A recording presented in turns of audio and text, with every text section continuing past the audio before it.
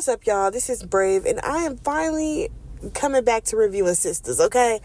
I was so sick of this show because I'm like, where are we going? And now that I've caught up, baby, they really know how to stress me out, okay? But once I caught up, I'm like, baby, what is this? What are we watching right now? I'm not going to go play by play, scene by scene. I'm just going to compile how I'm feeling about each lady, each sister at this point. We got to start with Sabrina, baby. Sabrina, baby, get it together. I get it. You want to get over Rich so bad. And you are taking the advice from Maurice to, get over one man, you got to get under another. We've heard this plenty of times. But, baby, you got to get you some discernment about yourself. My God. First of all, stop bringing these niggas to the house. I don't understand how Paige literally told you, make sure you don't bring these men to your home if you're just trying to have a one-night stand. And what did Sabrina do? Bring the niggas to her house. First, we got the old man, okay? That old ass man needed a place to stay. He needed a place to lay his neck. The man said he was in between jobs. AKA, he ain't got no job, okay? He don't have a job. He couldn't get it up. Get that old nigga up out your house. Get Mr. AARP out of your house, girl. It was crazy to me that she literally told him to leave and then continued to lay in her bed and go to bed. Girl, you didn't make sure that man was out of your house? Are you crazy? She gets up the next morning, y'all. He is laying there on her couch, sleeping. I'm like, Sabrina, you have this man laid up in your house. You mean to tell me you did not make sure that he left your house? You're crazy. Did you not remember what happened to Danny? You cannot just be letting these random men all up and through here. Then, another thing that pissed me off about her character, y'all, I don't understand how Sabrina, her character be going up and down. And what I mean by that, 1 minute she's acting fake tipsy and drunk, and then the next minute she's normal. And I'm just like, girl, figure out which one you gonna do. Because I'm sorry, that girl literally was tipsy or a little bit drunk when she got to her house and she was laid up with that old man, right? Then she got sober real quick when he couldn't get it up. The next morning, she was fine when she was trying to throw him out the house. She shows up for work. She acted like she's so hungover. Oh my God. Sabrina, cut the bullshit, okay? Please cut it out. That's one thing that annoys me. I don't know if it's just her acting that annoys me when it comes to that or what, but it got on my nerves. Y'all. Then we have Maurice setting her up on dating apps, right? Okay, fine. Let's give this a try. Girl, why did you let Maurice tell some man you don't know who's supposedly a doctor to come meet at your house? You didn't have an issue Maurice, don't be giving out my address like that. I don't understand what's happening. I don't understand what's happening with Sabrina's character. The girl, they make her seem like she's so naive, but also at the same time, she is ditzy. And I'm like, ain't no way she ditzy if she gotta calculate money every day. What are we doing right now? Don't even get me started on the fact that we all realize that her little booty call, her little lunchtime booty call was Danny's cousin, okay? Her weird ass cousin who randomly popped up. And baby, I have no interest in his character at all. But of course, we had to let it play out so Sabrina could find out that man is not a doctor at all, okay? He's a man who just got out of jail, I guess. Speaking of Danny's cousin, now this brings me to Daniela. First of all, she needs a new work shirt. She's literally busting out the seams. I'm not understanding why the costume designer of this show has not sized up yet. Like, I'm tired of seeing that little open gap in the bra area. I'm tired of seeing it, okay? As for her storyline, y'all, she literally sets herself up for failure. And here's what I mean by that. We literally watch Danny and Tony have a conversation about what his next steps are going to be, because at this point, Danny has sued the company, okay? She gets to keep her job. However, for him, he does not get to keep his job. They say either you're going to move to Alaska or you're going to basically not work here. That was the ultimatum. Because she said, oh, you're going to go to Alaska, I won't be visiting you. I'm not going to come see you in Alaska. Didn't even try to attempt, having a long distance relationship. And I get it. Everybody can't do that. But Danny, you literally told this man how he could do other things and all of this stuff as if he could just easily get another job after working at the airport and working so hard at this little company that he's been at, right? You told him it was basically okay for him to figure things out because you were not going to visit him in Alaska. That man told you, I don't think I can financially afford all of my expenses plus my child care and all of that if I don't keep this job. But because your ass was so selfish and you said you did not want to try to make the relationship work, hell, I don't even understand why there is still a relationship, because y'all should have broke up a while ago, okay? But girl, I'm giving you a side eye, because when that man basically told you I probably can't keep up my own lifestyle if I don't have this income coming in, you didn't give a damn about that. And that's my issue. You got a man with kids, and if he can't afford the child care, don't you think that's a problem? But right, as long as he's focused on you, you're good. As long as you can get in-house dick every night, you good. Girl, bye. I don't feel bad for you at this point. I don't feel bad for the fact that now this man has quit his job. He's laid up on your couch. He's extremely lazy. He's running up your bills. He's eating up your food and playing video games with your scamming ass cousin.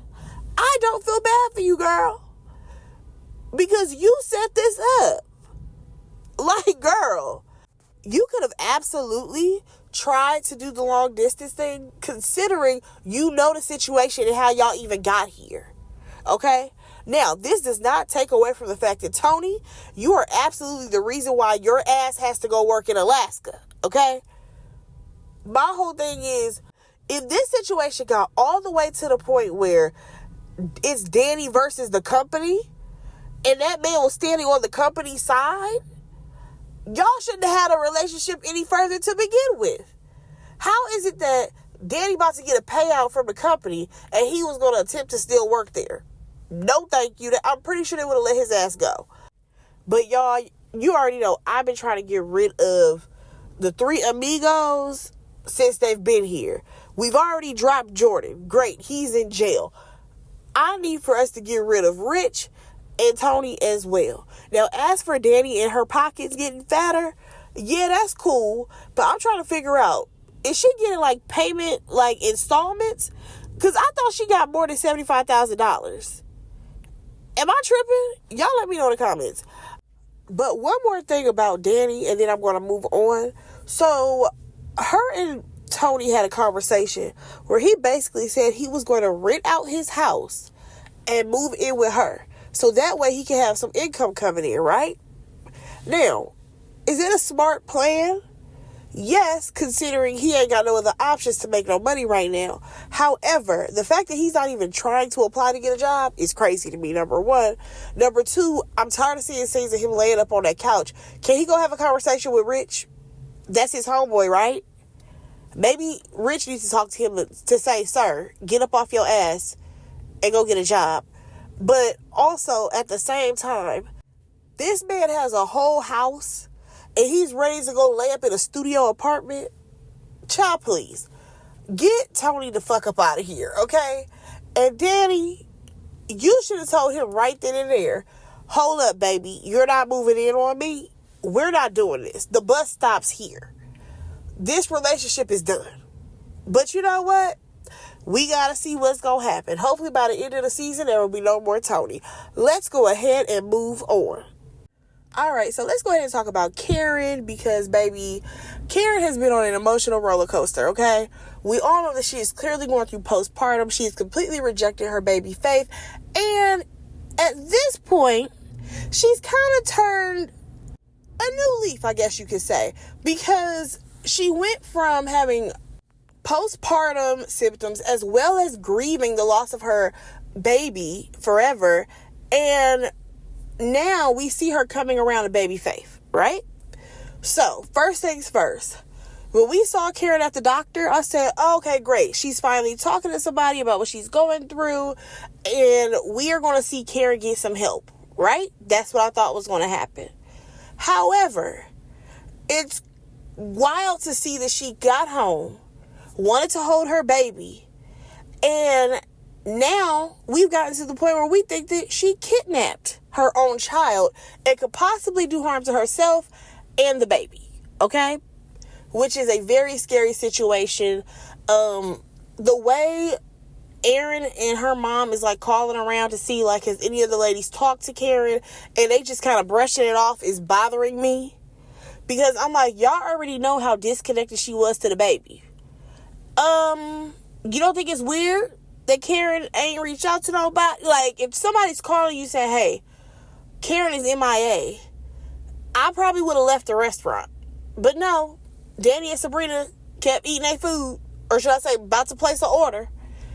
Besides that, Karen has a lot on her plate, because at this point she feels like she failed as a mother, because she was only able to bring home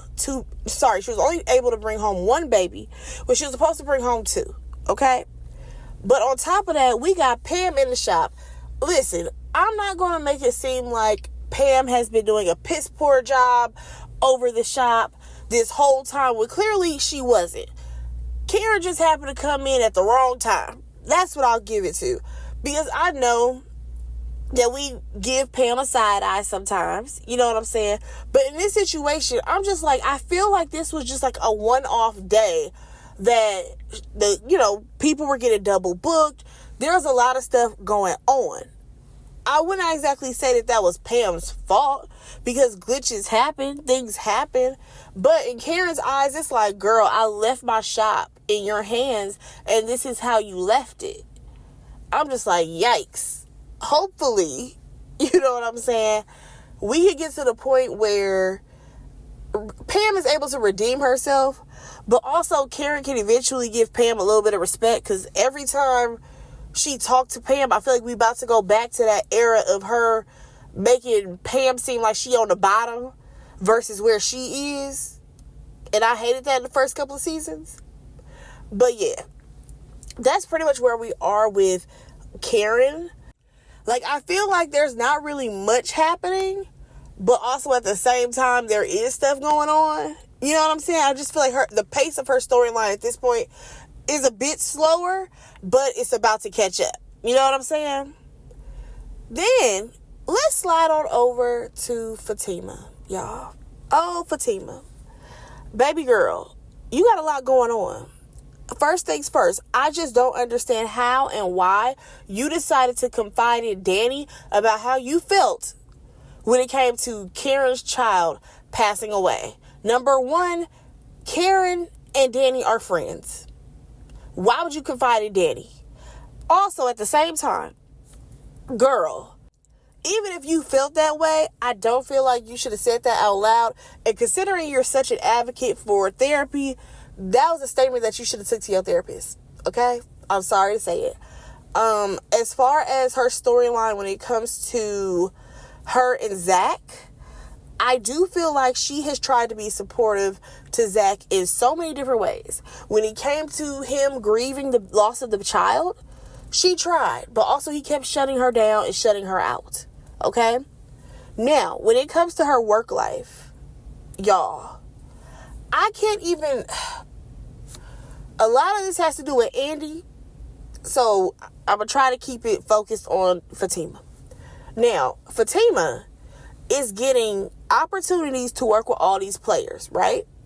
Now, if I can recall, in the original agreement, it was that Andy was supposed to look over paperwork. Andy was supposed to do all these things, right? And technically, this would be putting money in Andy's pocket, okay?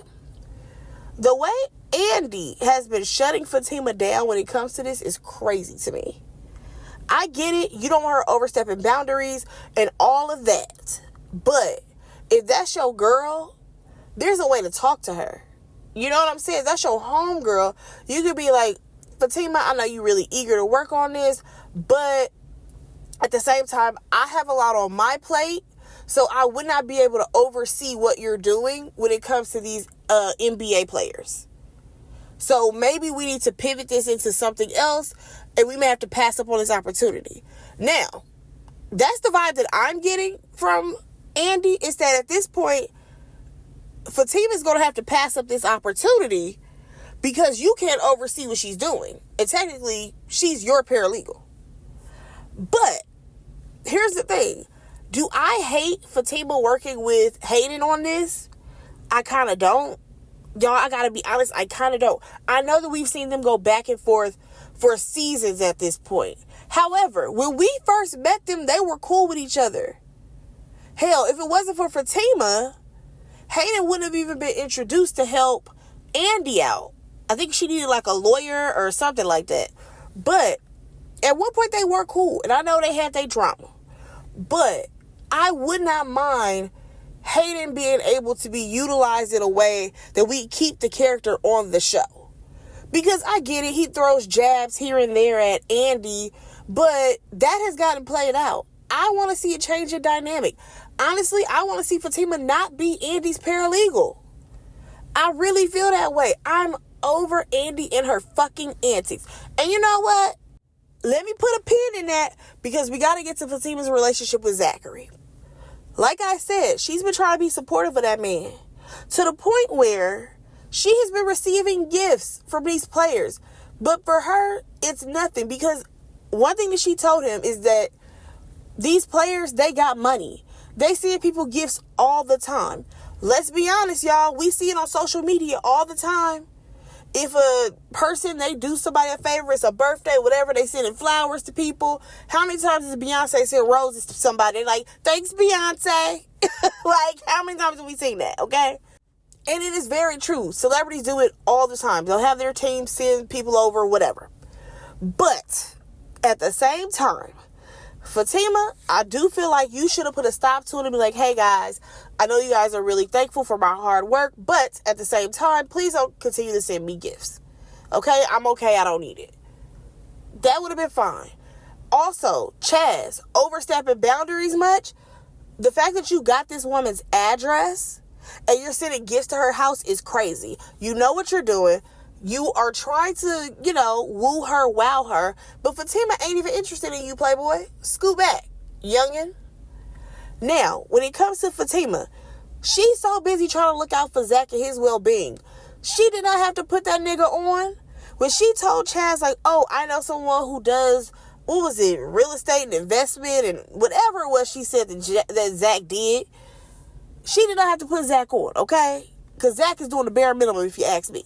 But nonetheless, the fact that she set up a meeting between those two, and she's so excited, and for Zach to go into that meeting and try to big his fucking chest up, I could not respect it.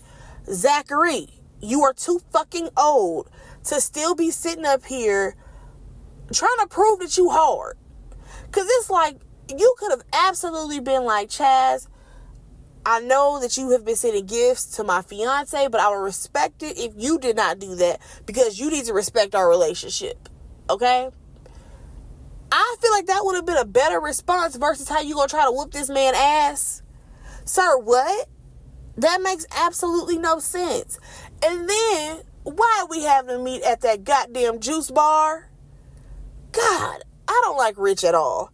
And for Rich to break it up and then throw Chaz out, that was a bit interesting to me as well, because I'm like, Chaz is a NBA player, okay?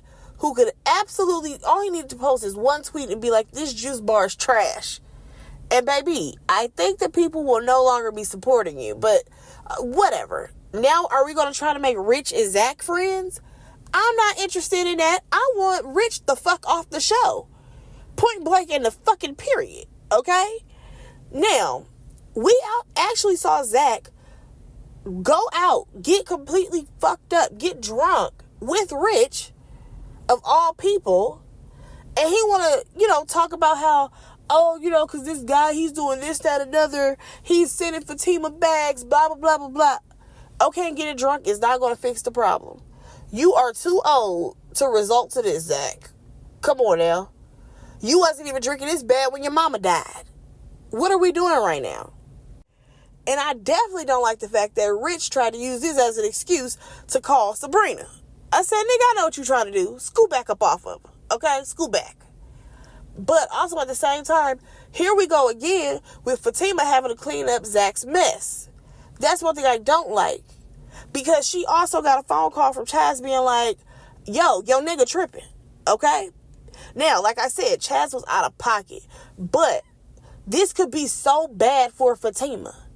Keep in mind, she's not only working with this one player, she's working with multiple players. And what you don't want is for your woman, your girl, your fiance to get a bad reputation. Because keep in mind, words travel fast. All it takes is for Chaz to say a few words about Fatima that are negative, and baby, nobody will want to work with her. So it's like, Zach, you acted a fool on that man. That proved what? You could have handled that as a real man, but you refused to. So then we're going to come back and see Chaz pull up to their house. I said again, whoa, nigga, you're doing way too much. Like, you literally only met with this woman one time. There's no way you're doing all of this. What are we doing here? But y'all, that is what we got going on with Fatima and Zach and all of the shenanigans, okay? Baby, let's bring it around town to motherfucking Andy Barnes. Andy has pissed me off. Whoa. I mean, she has got to be the worst friend written. Y'all know how people love to, like, dog out certain characters from back in the day? Like, people love to, like, dog out Moesha and be like, oh, Moesha, she was such a bad friend. Oh, no, baby. Moesha was just popular, a it girl, and a teenager who thought that the world revolved around her. Typical teenage behavior. However, back to Andy. Andy has got to be the worst friend I've ever seen on fucking TV. Y'all. This woman literally left her friend house who just had a baby. You know she's struggling. You know she's going through postpartum. You know that she's grieving the loss of one of her other babies. And you decide to stop by the house, drop off a little doggy bag of food, and then be like, oh, my phone's ringing. Oh, I got to take this. Oh, I got to go. I got to go to the office. Lie number one. Then your ass goes to meet with Dr. Vaughn, because that's where you really went. You went to go chase after some nigga. You go pull up on Dr. Vaughn, and what's crazy to me is that you see Sabrina, and Sabrina over here talking to you, chit-chatting to you, and she's like, oh, girl, what are you about to do? What are you about to, are you going to stay here? What's going on? And you tell her, oh, no, girl, I'm just going to pick up some food and go. I got to go back to the office. You fucking lied. You completely lied to Sabrina, and for what? I don't understand why you told that woman a lie. Like, your friends know you, girl. Because at any point there's a man around, you are like a hound. You are sniffing them out, trying to find them. Because for some reason, they keep attaching themselves to you, okay? And I'm sick of it. There's no way every man wants Andy. Can we please stop that, first of all? Secondly, we gotta suffer through a date between her and Dr. Vaughn where both of them are saying how they don't want a real relationship. They basically just want a friends with benefits type situation. That's what it sounds like to me. They don't want to get married. None of those things. This man has only dated white women. No, thank you. Something about Dr. Vaughn is off. But Andy is eating it up. Girl, what happened to you working on yourself? What happened to all of that bullshit you was talking? Right, it was bullshit. Okay. That's the second thing that got on my nerves when it came to Andy. Right? It's bad enough also, we have seen her basically try to tell Dr. Vaughn how she needs his help. She needs his help so bad. And that man keeps telling her, girl, I'm not trying to lose my license. I'm already walking on eggshells around this goddamn hospital. I don't have time to help you out with this goddamn case. Leave that man be. I understand where he coming from. Like, understand when people are like, oh, you got to stand up for something. But at what cost? No offense, but look at Colin Kaepernick. Let's be honest here. That man took a stand, and he ain't been in the NFL since. Okay? And sometimes when you are that first person to take a stand, you have to completely walk away from the life that you knew at one point. I don't think Dr. Vaughn is set up that way. I don't see him standing up for these women who have especially been harmed by this terrible doctor and him losing his own license. You know what I'm saying? I don't see that happening. But I guess we got to see that play out. Next thing I want to talk about, Andy in this fucking case. The fact that she had a conversation with Karen, and Karen basically told her, I don't think I have it in me to handle you in this case, because it is just going to harbor way too many feelings and memories and all of that stuff that I cannot handle right now. And I don't think she probably ever will be able to handle. And the fact that Andy's like, I'm still going to go through with the case. He can't get away with it. It's like, okay, I get it. I get it, Sister Soldier. I get it. But also at the same time, your boss has told you not once, but twice at this point that you need to back off. Okay? We don't know what kind of ties Dr. Cruz got with that goddamn law office. Okay? And the fact that he's friends with Hayden, baby, that's the third person, or that's the second person, and the third time you've been told to back off from this situation. Okay? My whole thing about this is, yes, fight for black women. What that man is doing is absolutely wrong. However, my issue comes with the fact that you sit up here and you want to tell Fatima how she can't do what she's doing. But bitch, you're doing something that's completely wrong as well. So I think it's crazy that you want to sit up here and tell Fatima how, oh, you can't be, practicing law and all of this stuff when that's what you're literally a divorce attorney taking on a case that is completely out of what you even do. And what's crazier to me is that you are over here having Fatima do extra work as if she's doing extra credit in school to work on this case. That it's just kind of like, girl, do you hear yourself? You literally have her working on a case that is not a divorce case. So technically she's working on a project with you that has nothing to do with the actual job. The things that she gets paid for is not what you have her doing. So you tell me what's crazier. Her bringing money to the firm and working with Hayden? Or you working on a case that everybody around you that told you don't touch it? Honestly, Andy, and I get it, stand up for what's right. But girl, you're going to have to leave this damn law firm to actually be able to file a case against that man. Be so for real. Especially consider the head honcho is telling you back off from that man. But child, I guess. Like I said, I don't like the way that she has talked to Fatima. And I don't like the fact that she did not even look over the paperwork, it sounds like, that Fatima has worked on when it comes to these basketball players. I'm just like, Andy, you never thought to ask and be like, so how many players is it? Can I see the paperwork? Let me see exactly what you're doing or what you're working on. It's never been that. It's very much given, Fatima, you got to shut it down because this isn't what you're supposed to be doing. Oh, but when she researches stuff for you on a case that you ain't supposed to be working on, that's okay, that's fine. Girl, make that make sense.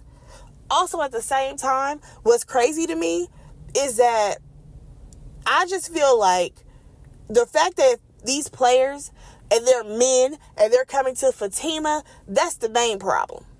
Because y'all know, Andy thinks that every man wants her. Every man, don't matter who they are, how old they are, she thinks that every man wants her. If it was some WNBA players, a soccer team that was women, some tennis girlies, any other sport that was women, I don't think that Andy would have a problem. I'm going to be completely honest. I do not think that Andy would have a problem. Because the way her character is set up, baby, it's because it's men involved. That's my theory. But I feel like I have touched on everything and all of the ladies at this point. Y'all can go ahead and let me know what I may have missed out on, what I did not comment on. But yeah, let me know what y'all thought about Sistas so far. Yes, I want to continue to review the show. Yeah, we shall see what happens, because I think we're going to pick up where everybody is looking for Karen. Y'all let me know in the comments, like I said, what y'all thought. Go ahead and like, subscribe to my channel, and I will talk to y'all in my next review. Bye, guys.